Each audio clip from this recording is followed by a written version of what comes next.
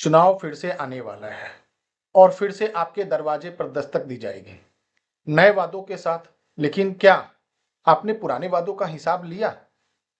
इस देश में वोट देना हमारा संवैधानिक अधिकार है, लेकिन सवाल पूछना हमारी जिम्मेदारी है। हर बार कोई आता है और नए वादे करके चले जाता है। कोई शिक्षा के नाम पर, रोजगार के नाम पर, स्वास्थ्य के नाम पर, सुरक्षा के नाम पर, विकास के नाम पर, और हर बार चुनाव के बाद सब कुछ गायब हो जाता है। फिर देश का और देश के लोगों को धर्म के नाम पर बांट दिया जाता है, जात के नाम पर लड़ा दिया जाता है और मुद्दों का मजाक बना दिया जाता है। और जो कोई पूछता भी है तो उनसे ये कहा जाता है कि आप देशद्रोही हैं। क्या आप विपक्षी पार्टियों की सरकार बनाना चाहते हैं? अरे साहब, हम तो जनता है।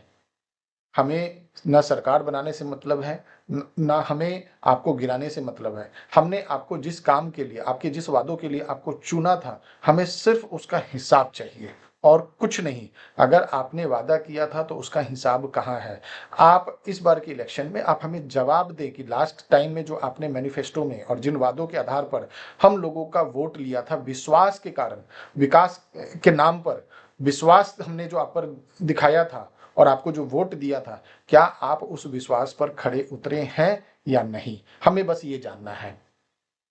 हमें सिर्फ 5 साल में जो आपने वादे किए थे कि 5 साल में आप क्या करेंगे, उसी का हमें सिर्फ रिजल्ट चाहिए कि आपने कितना काम किया है, किस राज्य में, किस एरिया में आपने कितना नौकरी दिया है, कितनी अस्पताल बनाया है, क्या अस्पतालों में दवाइयाँ हैं, क्या स्कूल में शिक्षा व्यवस्था है या नहीं है। हमें सिर्फ इसका जवाब चाहिए और कुछ नहीं।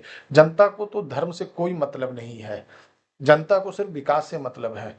अगर विकास होगा तो हर धर्म के लोगों को उनको फायदा होगा। लेकिन आप हमें बांटने की कोशिश ना करें, आप हमें लड़ाने की कोशिश ना करें। मुझे तो उस समय समझ में आता है जब कोई पिता अपने बेरोजगार बेटे को घर में बैठा देखता है तो उसके दिल पर क्या बीतती है। ये सबसे दर्द की बात है। जब कोई माँ ना राशन की दुकान पर लाइन में लगी रहती है राशन के लिए 2-2 घंटे तक, पानी के लिए 2-2 घंटे तक जब लाइन में खड़ी रहती है, तब समझ में आता है कि हमारी सरकार ने क्या वादा किया था और क्या दिया। 2 घंटे की लाइन दी हमें।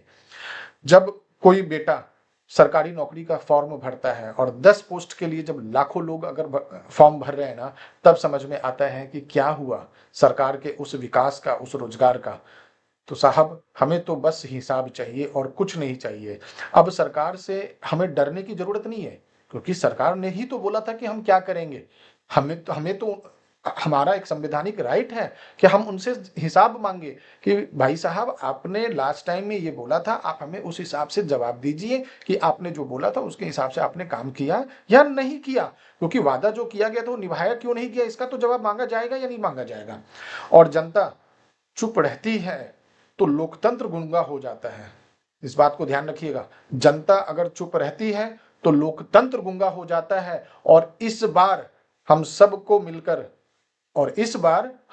मिलकर चुप रहना मना है और सवाल पूछना जरूरी है। नमस्कार।